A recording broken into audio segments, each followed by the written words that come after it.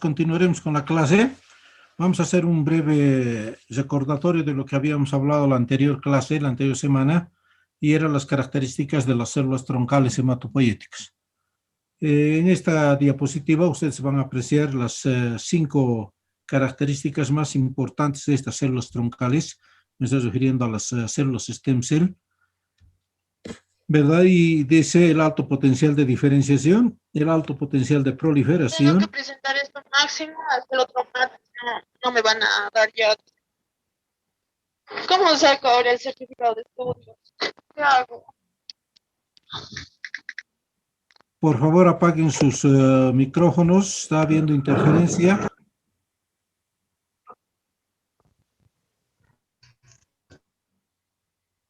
Alto potencial de proliferación, fenotipo indiferenciado, autorrenovación y actividades de la telomerasa. Ya habíamos nombrado y habíamos enunciado cada una de estas características en cada una de estas células troncales hematopoyéticas. Luego habíamos pasado a lo que son las características, que está en resumen acá, y tenemos que referirnos ahora a lo que es el nicho. Ya habíamos hablado también a algo de lo que era el nicho, y eran los receptores, eran los espacios, eran los lugares donde se almacenaban las células del parénquima hematopoyético, ¿verdad? Del parénquima mieloide o del compartimiento hematopoyético. ¿Qué funciones cumplía este nicho? Era la de determinar un ambiente o un hábitat adecuado para que estas células troncales hematopoyéticas o células madre o stem cell proporcionen entonces o se desarrollen adecuadamente las características que hemos anticipado. Pues habíamos visto también de que este nicho también almacenaba y también entonces servía de receptáculo para la unidad formadora de colonias y donde se identificó en primera oportunidad fue en el vaso. De ahí entonces de que nace como las unidades formadoras de colonia esplénicas, ¿no? Estos son los autores que se han determinado de que estas unidades formadoras de colonia estén formadas entonces por células especializadas, células troncales hematopoyéticas que van a generar a la larga ya las células progenitoras.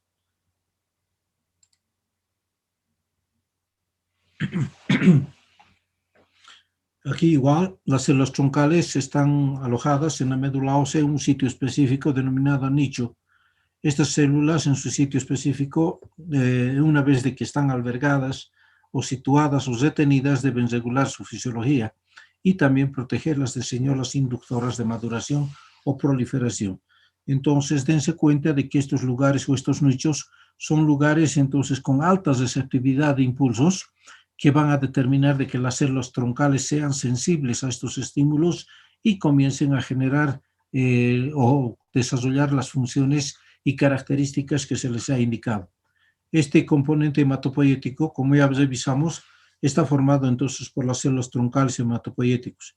Cuando yo hablo de componente hematopoyético, me estoy refiriendo al parénquima mieloide, ¿verdad? Porque ya que el componente vascular está representado por lo que es el estroma mieloide. Esta es la participación de las células troncales, vean ustedes. Estas células troncales hematopoyéticas son activas y se les está utilizando adecuadamente en diversos tipos, en la aplicación entonces, de diversas especialidades. En la medicina regenerativa tenemos para regenerar cardiomiocitos, el endotelio y las neuronas. En la inmunología, vean ustedes, para la proliferación de células T y células B, linfocitos T y linfocitos B, y también las células natural killer, ¿verdad? O también todas las células helper.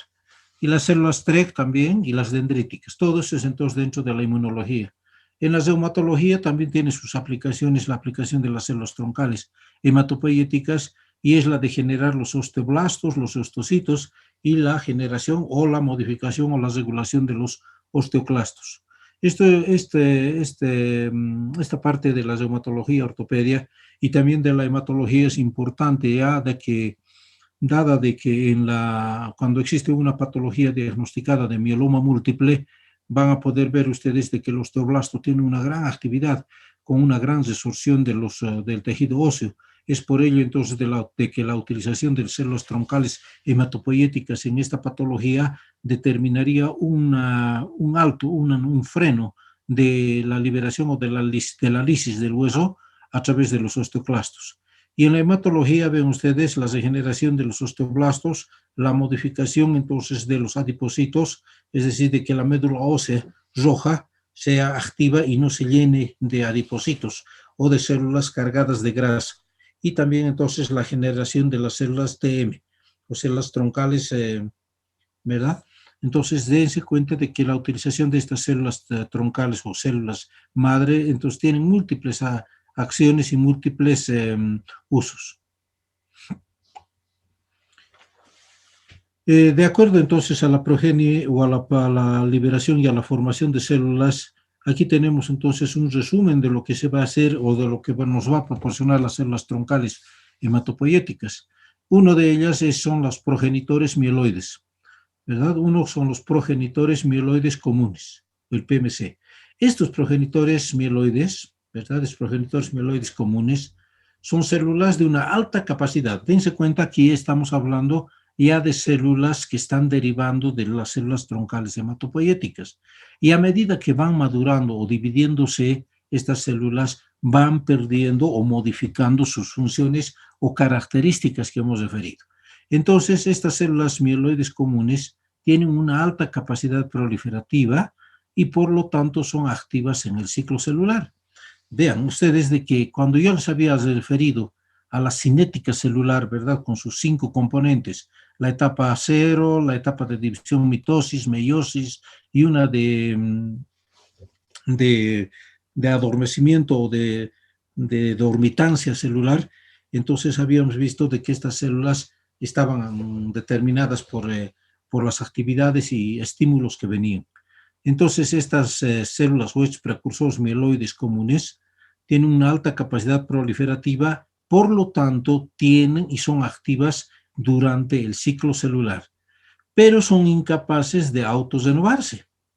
Vean ustedes, tienen una incapacidad de autorrenovarse y cuyo potencial de diferenciación está restringido a linajes específicos. ¿Qué significa esto? De que tienen capacidad proliferativa, pero ya no se autorrenuevan. Ya habíamos visto por qué no hay una autorrenovación, porque esa capacidad, entonces, que les había dicho, esa capacidad autócrina, ¿verdad? Y parácrina se está disminuyendo, se está modificando. Es decir, de que esa misma célula ya no puede darnos origen al mismo tipo celular.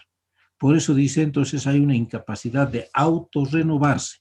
Y la capacidad de diferenciación está restringido a distintos linajes, ¿no? Entonces, con ello quiero decir de que esta célula, este precursor mieloide común, no nos va a dar glóbulos rojos, es decir, células maduras, sino que se tendrá que darnos otro tipo de linaje, ¿verdad? Por eso dice de que tiene o son incapaces de autorrenovarse y su potencial de diferenciación está restringido a linajes específicos.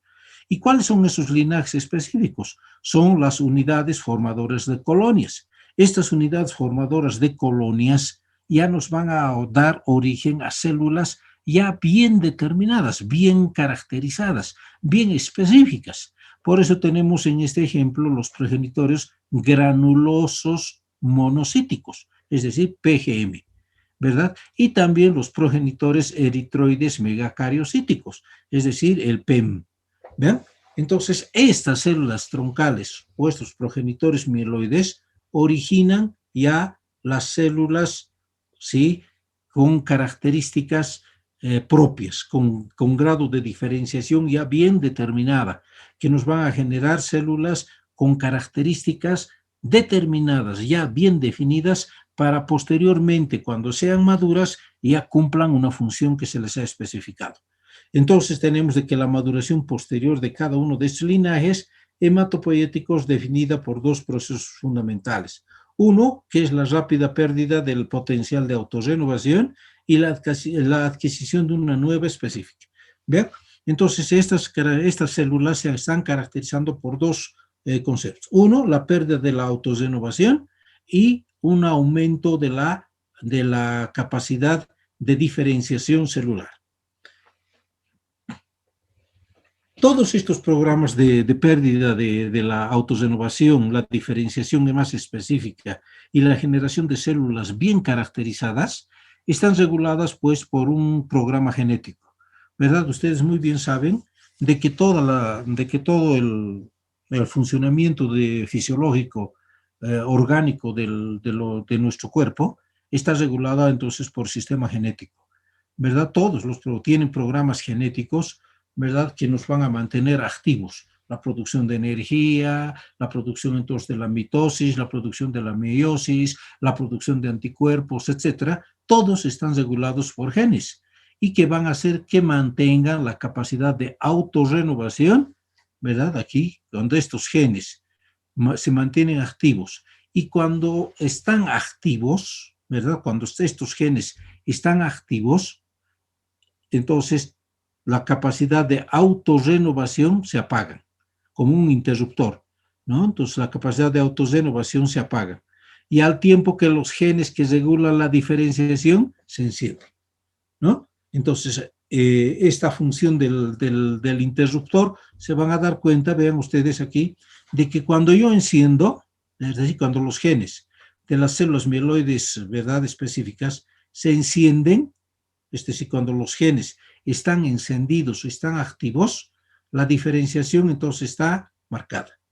Pero cuando se apagan estas funciones de estos genes, entonces la autorrenovación está baja, ¿no? Entonces esta es la función entonces de estos genes. ¿Cuál es la función entonces de los genes en la autorrenovación y en la diferenciación celular? Es decir entonces la función de un switch, ¿verdad?, que se enciende y que se apaga dependiendo entonces qué es lo que se quiere en mantener en la funcionalidad, en la cinética celular. ¿Sí? ¿Está claro? Entonces voy a volver a repetir, estos genes van a mantener la capacidad de autorrenovación, se apaga. ¿Sí? Cuando la célula quiere mantener la capacidad de autorrenovación, los genes se apagan. Y si quiere la célula mantener o diferenciarse de las otras células, estos genes se encienden. ¿Está bien? Entonces, de esta manera, estos progenitores hematopoyéticos se van a diferenciar de las células precursoras, ¿verdad? Estas células precursoras, ya habíamos dicho entonces de que a medida que van madurando las células, se van perdiendo entonces ciertas características como célula troncal hematopoyética. Y esto está supeditado, siempre hemos indicado, a los genes, ¿verdad?, con diversos factores de crecimiento, donde cada célula va a madurar, tiene una identidad y una función definitiva que hemos hablado y especificado de acuerdo a la cinética. Estos son los genes, ¿verdad?, principales que van a estar involucrados en la diferenciación o la formación de linajes especiales mieloides celulares, ¿verdad? Entonces el P1, el HOX, el EBPA, etcétera, etcétera, que esto está entonces dentro de la inmunología, que seguramente el doctor Mamani en su asignatura de inmunología les va a especificar con más detalle la funcionalidad del gen en la célula precursora hematopoyética. Acá nuevamente tenemos entonces el diapositiva que bueno, ya hemos explicado. Cuando yo digo una expresión del P1, es decir, la función del gen sobre un receptor, va a estar asociado con la diferenciación granulocítica. ¿Vean? Entonces, cada gen que hemos indicado va a tener una acción, va a buscar un receptor específico en la membrana de la célula precursora hematopoyética. ¿Para qué? Para que genere un determinado tipo de célula. ¿Sí? Entonces, por eso dice de que la expresión, la acción que va a tener entonces un gen sobre un receptor de membrana para generar entonces la diferenciación granulocítica. Mientras que la baja expresión, es decir, cuando disminuye su función, este tipo de receptor va a estar asociada con la diferenciación hacia el linaje eritroide. ¿Está bien?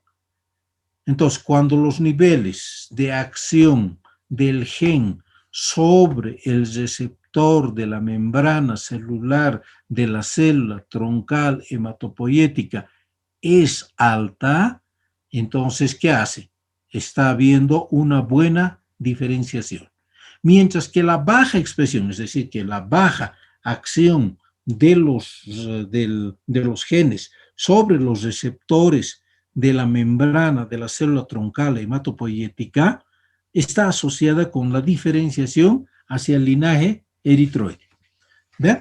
Entonces, ese mismo mecanismo del switch, o sea, del interruptor, es lo que va a participar para generar células megacariocíticas, granulocíticas, eritroides, linfocíticas, leucocitos, megacariocitos, etc.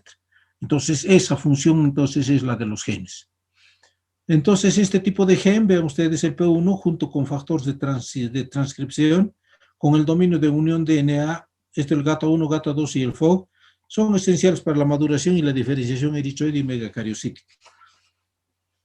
Entonces, este punto vamos a ver con más detalle cuando estemos hablando de hematopoiesis y eritropoiesis. Va a ser mucho más específico y me van a entender entonces con mejor detalle esta parte de la cinética y de la acción de los genes sobre los receptores de las células troncales hematopoyéticas.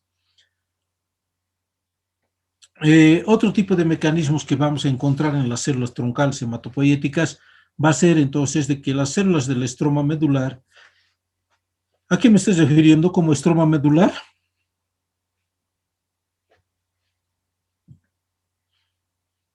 ¿Qué compartimiento es el estroma medular?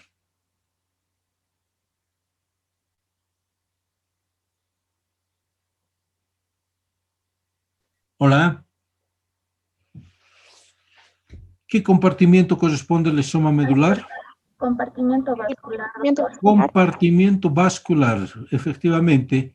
Bien, y habíamos indicado de que tiene dos funciones, ¿verdad? De generar entonces la matriz extracelular y de generar entonces la producción de interleucinas.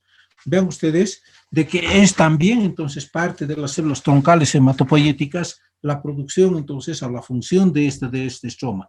Entonces, en forma indirecta, las células troncales hematopoyéticas no solamente van a generar células, sino que también van a actuar sobre el estroma medular, modificando la función entonces de ¿qué? De la matriz, es decir, de generar mayor o menor cantidad de matriz extracelular o de generar mayor o menor cantidad de interleucinas.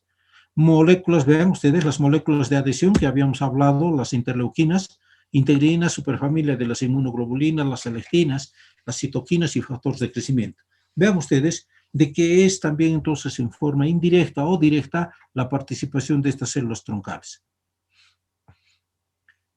¿De dónde conseguimos las fuentes de las stem cells, o células madre o células troncales hematopoyéticas?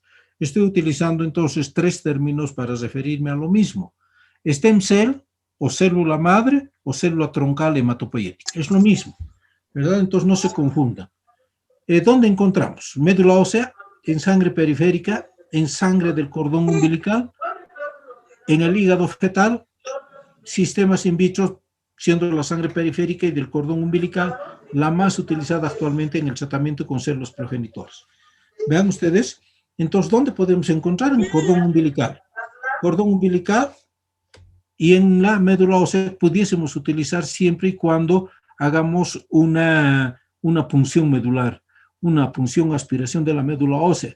Pero lamentablemente este es un procedimiento bastante muy invasivo y además entonces corremos el riesgo de que se genere una sepsis intraósea, es decir, una osteomielitis, ¿verdad? Y por ello entonces la punción, la PAMO, la punción aspiración de la médula ósea o la biopsia de la médula ósea se la realiza entonces en medios estériles y con una técnica apropiada que vamos a ver posteriormente, ¿no? Entonces, pero mientras tanto, si queremos buscar y si queremos lograr entonces lograr células stem cell o células madre, pues recurrimos a la sangre periférica, que es más fácil de conseguirla, tiene un acceso más rápido, más sencillo a través de las venas periféricas y también del cordón umbilical cuando así tenemos oportunidad de atender un parto o tener entonces la vitalidad de este cordón.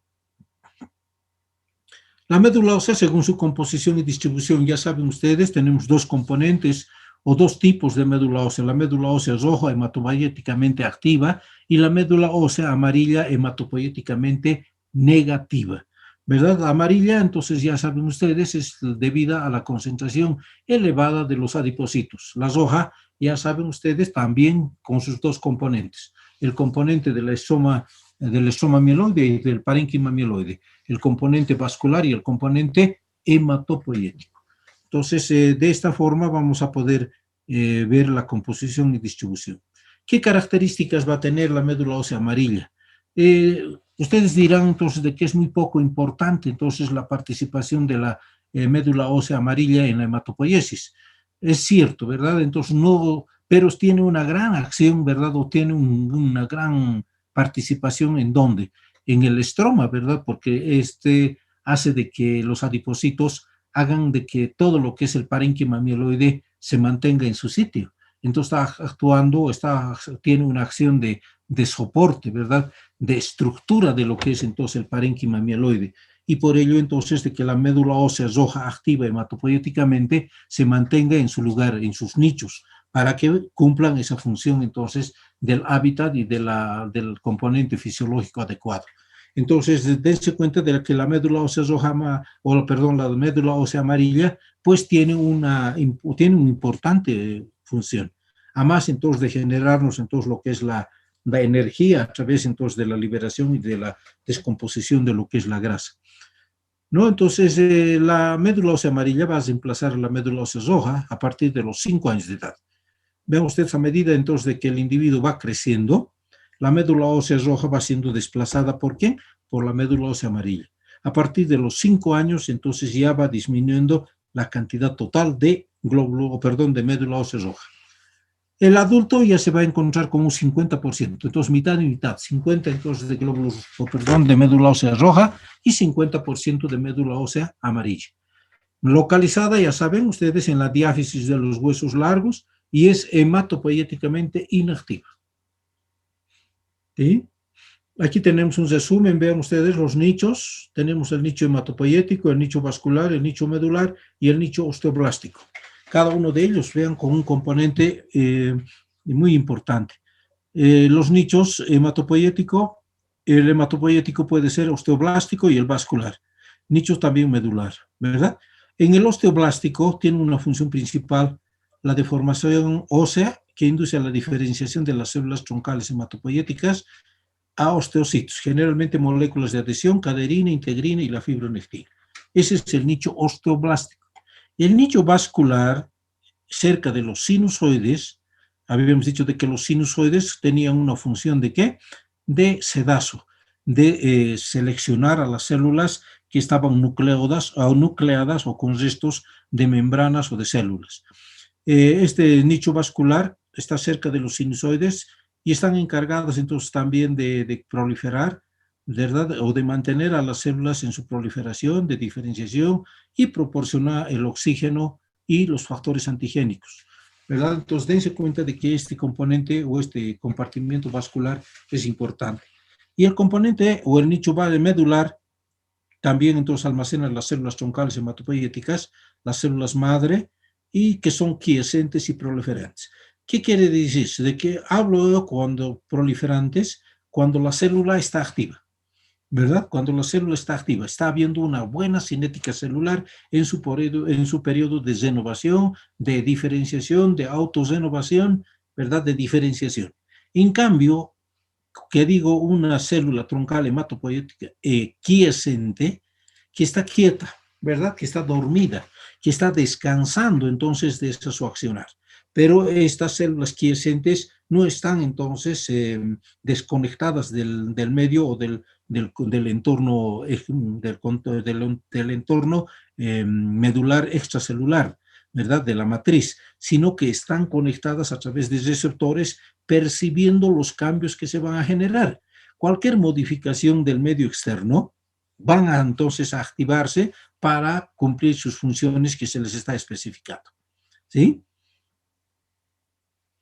Aquí tenemos un resumen del nicho de las células troncales hematopoyéticas, el nicho endosteal, el nicho vascular y el nicho reticular. Estos son los tres nichos, entonces, el nicho endosteal, el vascular y el reticular.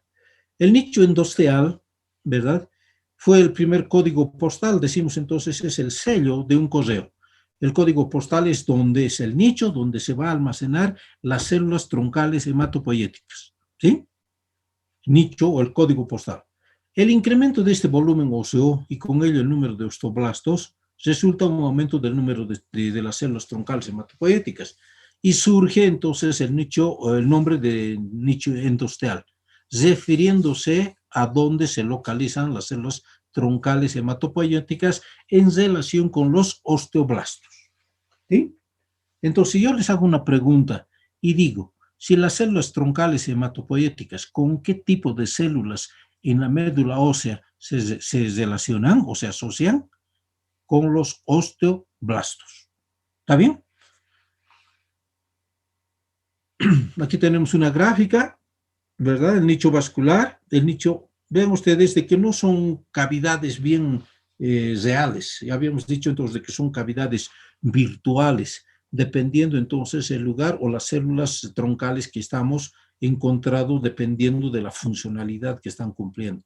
Tenemos el nicho osteoblástico, el nicho vascular, con determinados tipos de células troncales hematopoyéticas, ¿verdad? Aquí tenemos los osteoblastos en el nicho osteoblástico, el fibroblasto, las células POM, ligándose entonces el ligando KIT, entonces son los receptores aquí de estas células, ¿verdad? De las células POM, con su receptor, progenitor de citoquinas y los precursores. Vean ustedes de que en este nicho osteoblástico se generan un sinfín de modificaciones celulares dependiendo entonces de la receptividad y del hábitat que está generando cada uno de estos espacios.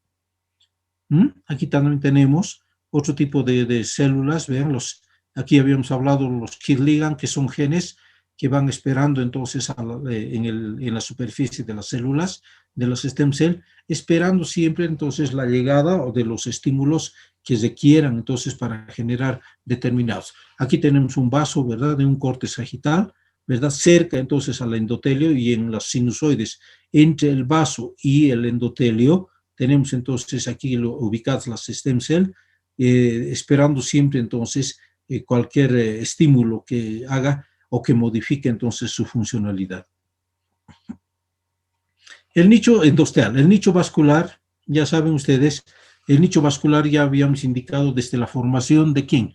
De la cavidad medular, ¿verdad? Habíamos hablado del origen angioblástico y este angioblasto pues era la célula precursora del canal medular y estas células son las encargadas de formar el endotelio vascular, tanto entonces de las arterias vénulas capilares de la zona, como así también de las paredes de los sinusoides, ¿verdad? Están integradas por células endoteliales y tienen su origen en el angioblasto, ¿sí? Se encuentran relacionadas con las células troncales hematopoyéticas desde su origen, que es el angioblasto, junto con las que regulan tanto el tráfico celular y de nutrientes como la proliferación de células hematopoyéticas.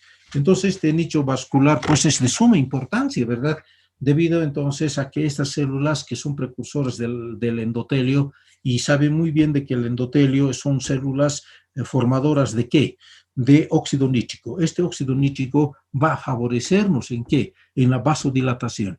En la vasodilatación va a llegar mayor cantidad de oxígeno, que es un elemento nutriente, ¿verdad?, para las células troncales hematopoyéticas. Y debido a ello, entonces, la actividad de la célula o de la médula, de la célula troncal hematopoyética es activa. Y la participación de los genes, también con la participación del oxígeno, también es aceptable y adecuadamente proporcional a la concentración de este elemento. También se ha podido evidenciar, ¿no?, entonces la existencia de un otro nicho que entre el endosteal y el vascular, que está referido entonces al nicho, ¿verdad?, que va a albergarnos a otro tipo de células y que va a cumplir otro tipo de función. Estos son los autores entonces que han determinado la existencia o la presencia de estos nichos o de estos espacios, y siempre entonces se van a encontrar en los componentes celulares la presencia de antígenos, ¿verdad? Y estos antígenos o estos cluster differentiation o antígenos de superficie sería el CD550, el CD48 y el 244. Entonces existen otro tipo de subpoblaciones con distintos tipos de antígenos de superficie, ¿verdad? Esta parte ya no vamos a hablar, es entonces debido a la inmunofluorescencia, que es ya son estudios de especialidad, o sea, de la especialidad de hematología, con la finalidad entonces de marcar entonces los antígenos de superficie y nos van a reportar entonces la presencia de un 60% a nivel de los sinusoides, ¿sí? Y tenemos finalmente el nicho reticular. Entonces este es el último nicho que se ha podido identificar de acuerdo a estudios recientes, ¿verdad? Y se ha podido determinar de que tiene una zona espacial dentro de la médula ósea, sino que dentro de la zona endostelial y vascular. Bien, entonces diremos así de que es una zona intermedia entre ambos nichos y que van a cumplir también entonces una función muy importante de nexo, de conexión entre el sistema o entre el nicho endostelial y el vascular, ¿sí? Haciendo que las células troncales hematopoyéticas tengan contacto muy directo entre ambos compartimientos o nichos, entre el nicho endostelial y entre el nicho vascular a través del nicho reticular, a través de las células troncales hematopoyéticas. ¿Sí? Entonces, no sé si está aquí, está claro, se ha podido comprender la explicación, tal vez un poco confuso por la presencia entonces de niveles ya moleculares, ortomoleculares, la participación entonces de genes, no sé, tengo el micrófono abierto para la participación de ustedes, para que haga el refuerzo correspondiente o las dudas que pudiesen presentar ustedes. Doctor, buenas tardes. Adelante, buenas tardes. ¿Tu nombre? Mi nombre es María Fernanda Durán. María. María Cuando Fernanda, nos hablaba del linaje que empezaba con la célula troncal, nos decía que con la maduración de las células, ¿no? Usted decía que van a adoptar ciertas características mientras vayan madurando o desarrollándose. Estas características podrían ser morfológicas y que van a permitir reconocer los linajes específicos. Mi pregunta es si estos cambios en la maduración que van a tener estas células pueden ser la explicación a la pérdida del núcleo en los eritrocitos. está bien, María Fernanda. Muy buena la aclaración, ¿verdad? Ustedes saben muy bien de que esta célula troncal hematopoyética, a medida que va madurando, va a modificar sus características. Esto está debido y está supeditado a que hemos indicado a la participación de genes. Estos genes van a hacer de que la cinética celular sea activa, ¿verdad? Y a medida de que la cinética celular esté activa, se va a modificar, entonces se va a determinar de que el núcleo, la participación de la cromatina y de todo lo que son los organelos intracitoplasmáticos se modifiquen, vayan haciendo de que vayan disminuyendo la actividad, dándonos un espacio mayor intracelular para ya preparándose para albergar, para aceptar entonces a las moléculas de hemoglobina que posteriormente van a llegar ya en la fase de maduración, es decir, a nivel del sinusoides. Cuando la célula inmadura todavía esté llegando al sinusoides, al espacio donde se va a albergar y donde esta célula inmadura se va a convertir en reticulocito para posteriormente llegar a la pared celular y atravesar y llegar al torrente vascular, llegando ya entonces sin núcleo y con un componente, con un espacio más considerable para determinar de que la hemoglobina y el oxígeno lleguen entonces en una forma adecuada y sea como célula transportadora adecuada.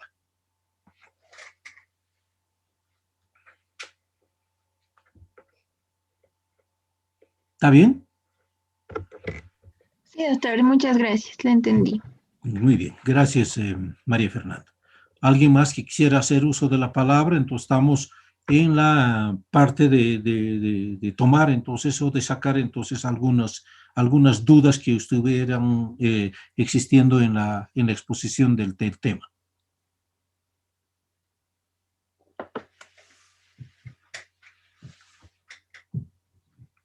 Hola, ¿se ha entendido todo bien? ¿Está comprensible? estoy siendo explícito en la exposición. Quiero que me digan, por favor, si está siendo explícito, si se me está entendiendo, porque después surgen problemas de que no se le ha entendido, o muy confuso, muy rápido, etcétera, etcétera. Entonces quiero de que ustedes conversen, hablen, digan, pidan, soliciten, entonces que sea modificable la exposición.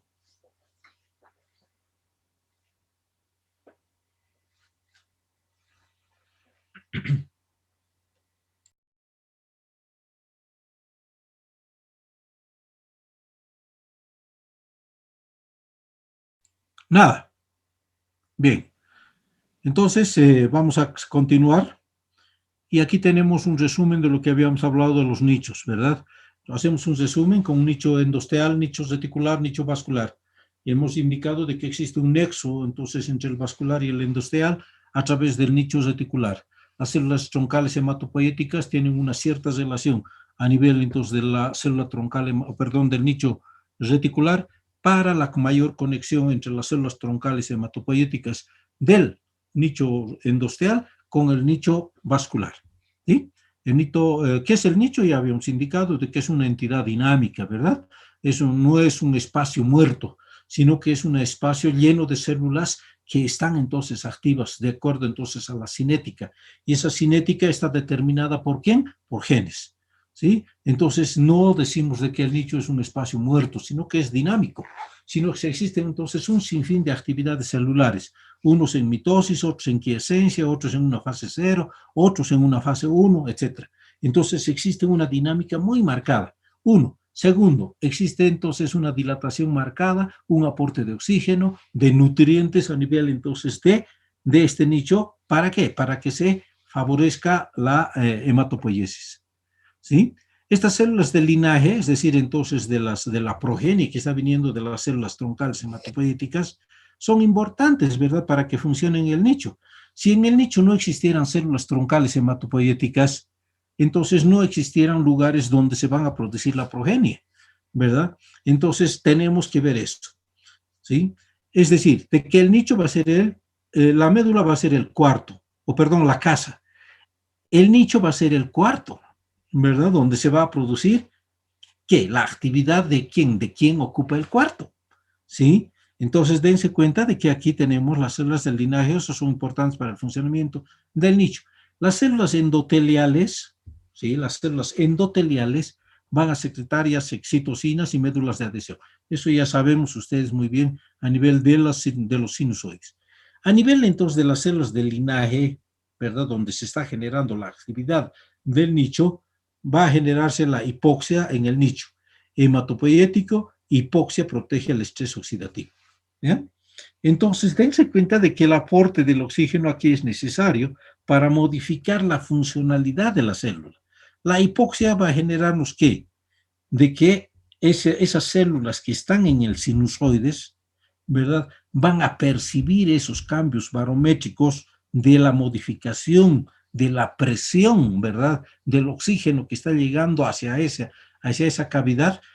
Eso es una hipoxia, ¿verdad?, de tipo relativo a nivel del nicho hematopoético, es decir, del nicho o del parénquima mieloide, ¿verdad? Y de ello entonces hace ¿de qué?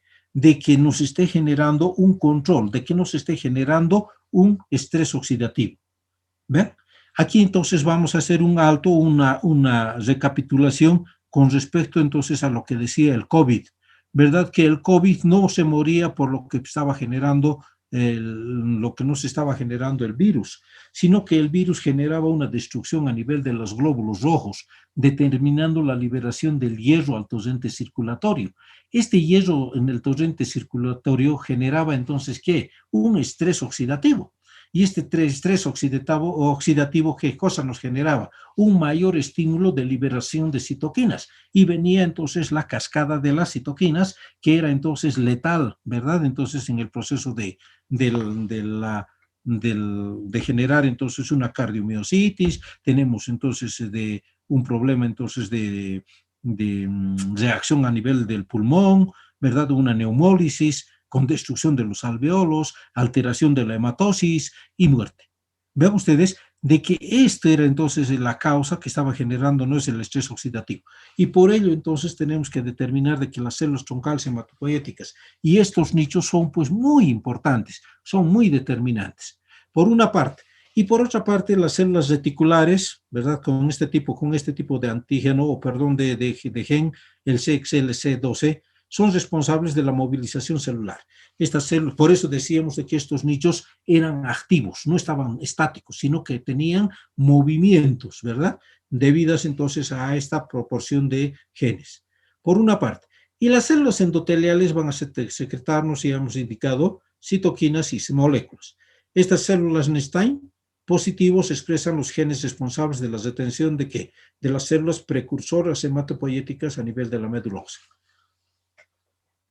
Vean ustedes de que esto tiene una participación muy importante en los genes, ¿verdad? Y estos genes son responsables entonces de todo lo que es la dinámica celular, de todo lo que es la funcionalidad a nivel del nicho celular, de todo lo que es entonces el aporte de sangre y de oxígeno a nivel de la médula ósea y también de los nichos para la funcionalidad adecuada tanto de las células troncales hematopoyéticas y también de las células precursoras hematopoyéticas.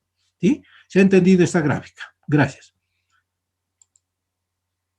Acá igual tenemos esta complejidad arquitectónica y celular del microambiente inmunohematopoyético. Vean ustedes, este es entonces lo que es el componente inmunohematopoyético de la médula ósea. Estamos hablando de lo que son los nichos.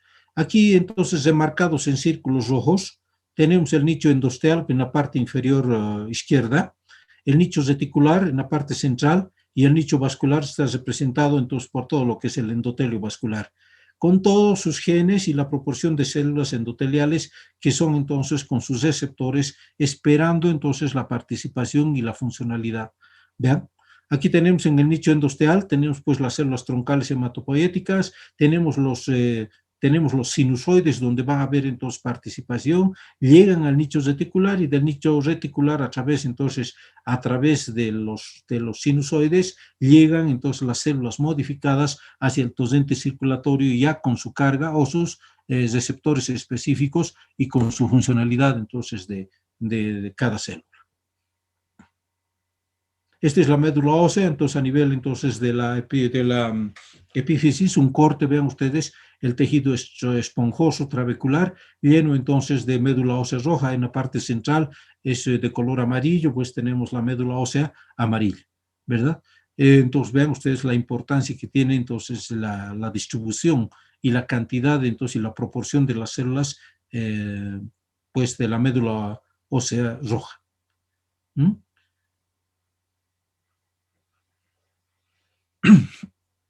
Aquí tenemos lo que es la médula ósea roja, entonces ya hemos hablado entonces en líneas generales lo que es entonces la médula ósea, ¿sí? Y ahora nos vamos a especificar entonces al componente hematopoyético, a la médula ósea roja hematopoyéticamente activa, ¿sí? Esto nos da importancia porque esta es la que nos interesa porque es el tejido hematopoyético, donde se va a generar la hematopoiesis, la eritropoiesis, ¿verdad? Para formar entonces las células posteriormente ya maduras.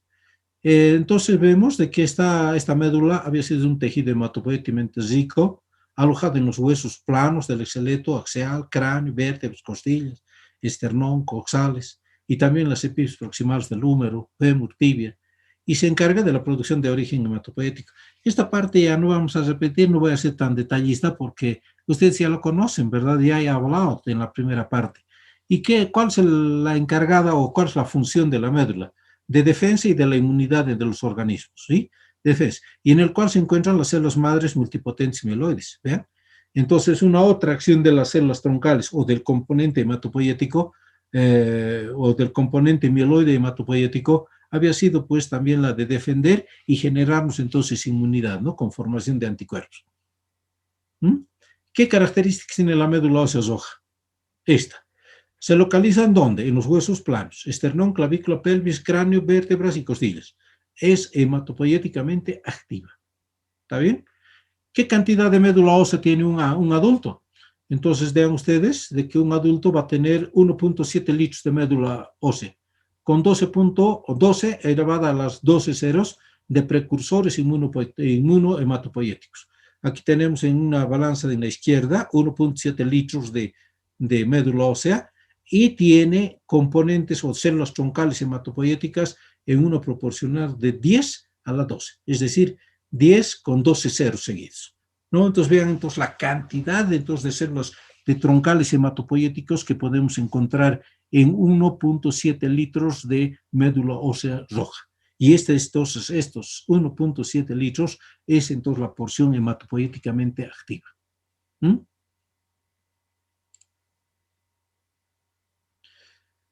Bien, casi llegando ya entonces a la finalización de tema, este es el examen de la médula ósea, ¿no? Entonces, ¿cómo vamos a hacer o cómo vamos a investigar o cómo vamos a estudiar a la médula ósea? ¿Sí? Para ver entonces, para realizar un estudio de la médula ósea, tenemos que hacer y tenemos que verla, ¿verdad? ¿Y cómo vamos a ver? Entonces tenemos que utilizar métodos invasivos, ¿verdad? Podemos utilizar la punción, aspiración de la médula ósea, que es entonces la PAMO. Tenemos que utilizar entonces la punción biopsia y finalmente la biopsia quirúrgica abierta, ¿sí? Entonces dense cuenta tres opciones para lograr lo que es la médula ósea, ¿sí? Colocamos entonces la punción aspiración con una aguja, introducimos la aguja a nivel entonces de los lugares donde hemos reportado la existencia de médula ósea roja, introducimos la aguja en forma perpendicular, que vamos a ver posteriormente, y tratamos y aspiramos a través de una jeringa, ¿sí? Este es el riesgo entonces de que pues, no es un método también muy certero, diremos así, porque nos podemos ingresar en zonas donde no haya médula ósea, o sea, médula o son espacios de hueso ya vacíos de médula ósea roja, y aspiremos entonces médula ósea amarilla. Entonces estamos generando un trauma en el paciente, ¿verdad? Además de ser traumático y doloroso, pues entonces porque estamos perforando lo que es peritoneo, o perdón, periósteo, y el periósteo saben ustedes de que tiene una gran cantidad de receptores entonces del dolor, y por ello entonces de que la introducción de una aguja en el periósteo es sumamente doloroso. Por eso entonces tenemos que tener y ser considerados con el paciente, ¿sí? Entonces preferimos utilizar ya la punción biopsia, ya cuando utilizamos una aguja entonces más espesa, donde vamos a lograr un tejido esponjoso, mucho más grueso, amplio, para hacer un corte y realizar entonces la lectura. Este procedimiento se denomina punción biopsia ¿y para qué? Para generar el medulograma, ¿verdad? El medulograma. Y la biopsia quirúrgica es cuando abrimos ya lo que es el tejido, entramos a tejido óseo, abrimos, decortijamos entonces el hueso y entramos directamente a lo que es entonces el aspecto trabecular del hueso, y logramos entonces a través de curetaje el tejido óseo, ¿verdad? Entonces dense cuenta de que todos estos son muy agresivos, son métodos agresivos, ¿verdad? Y que hay que tenerlos en cuenta. ¿Por qué? Porque si hacemos con una técnica mala de asepsia, antisepsia, estamos generando el riesgo de ¿qué? De generarnos entonces una infección, una mielitis, una osteomielitis. Y ello entonces estuviera supeditado, ¿no? Como una negligencia médica, pues que vamos a generar entonces serios problemas entonces con la parte legal, ¿sí? Entonces, en el adulto, el esternón costilíacas anterior y posterior, adiposo y personas mayores. Entonces, en el adulto, cuando quiero obtener una muestra, ya sea por punción, por PAMO, o por biopsia quirúrgica, buscamos en todos lugares donde sí se van a lograr. Y para ello tenemos el esternón y las crestas ilíacas, ya sea anterior o posterior, y generalmente entonces vamos a lograr una gran cantidad de tejido, de médula ósea roja. En los niños, hasta menos de un año, ¿verdad? Hasta menos de un año ya habíamos indicado de que a partir de los 5 años ya va comenzando entonces a modificarse la cantidad de glóbulos o de médula ósea, ¿sí? Entonces en los niños, en los lactantes recién nacidos, pudiésemos hacer entonces la utilización de un trocar y utilizar entonces a nivel de la tibia, ¿verdad? A nivel de la tibia, entonces si pudiese realizar a nivel de la tuberosidad anterior de la tibia, pudiésemos obtener entonces una pequeña muestra de lo que es la médula ósea, ¿sí? Y también en los niños mayores ya en las crestas ilíacas y las vértebras lumbares. Esta técnica se utiliza la técnica de Romanowski. Esa es una técnica que vamos a utilizar, que conocen ustedes a través de la histología. Luego se hace la fijación, el corte y la fijación, y se realizan entonces por métodos entonces clásicos, ¿no? Entonces ya hacer un corte entonces demasiado fino y realizar entonces la tinción para posteriormente ser observado. La obtención de la médula ósea, ¿vean? Aquí vamos a ver, y este es lo mismo, aquí igual. En la biopsia, mediante biopsia es un témpano de trojina, aquí vamos a ver entonces en la gráfica, ¿qué buscamos con el examen? Con el examen, entonces con la PAMO, la biopsia o la biopsia quirúrgica, lo que estamos buscando es esto, la celularidad y la morfología celular. ¿Qué tipo de células y cuáles son la forma celular que encontramos en la médula? La cantidad relativa de células grasas y hematopoéticas, es decir, que buscamos la relación glóbulos rojos o células rojas con las células amarillas o adipocitos, y la presencia o no de células anormales. Por eso hacemos entonces estas técnicas, ¿ya? Y lo que tenemos que buscar es la relación mieloide-eritroide, ¿sí? La relación mieloide-eritroide que es de 3 a 1. Bien, entonces aquí nos vamos a quedar, jóvenes. Estamos con el horario respectivo y nos quedamos como la médula o biopsia de médula ósea. Ya nos queda muy poco entonces para quedarnos entonces para culminar esto. Y el día jueves estuviéramos culminando para esta parte de lo que es médula ósea. Si hubiera hasta aquí alguna pregunta, alguna acotación, alguna aclaración, entonces estoy dispuesto a ello.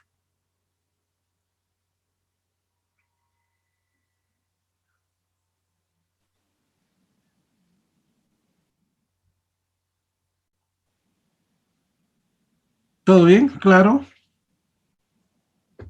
Muy bien. Sí, doctor. Bien, entonces, jóvenes, nos vemos el día jueves. Vayan repasando, vayan leyendo entonces a medida que avanzamos para que fijen conceptos y así no se les sea muy dificultoso entonces al finalizar o al tomar ya el examen. Gracias, jóvenes, y buenas tardes. Hasta